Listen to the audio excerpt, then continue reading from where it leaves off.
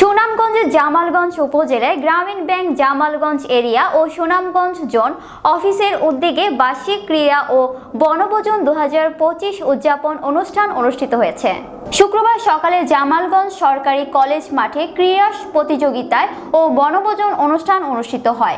এতে আলোচনা সভায় সভাপতিত্ব করেন এরিয়া ম্যানেজার নির্মল কুমার দে সরকার, জামালগঞ্জ সরকারি কলেজের প্রভাষক পঙ্কজ কুমার সরকারের সঞ্চালনায়। প্রধান অতিথি ছিলেন সুনামগঞ্জ জোনাল ম্যানেজার মোহাম্মদ মোশারেফ হোসেন, বিশেষ অতিথি জোনাল অডিট অফিসার মিছিল মণ্ডল, জামালগঞ্জের সকল শাখা ব্যবস্থাপক ও সহকর্মীবৃন্দ। আলোচনা সভা ও সাংস্কৃতিক অনুষ্ঠানের পর অতিথিবৃন্দ বিজয়ীদের মাঝে পুরস্কার বিতরণ করেন।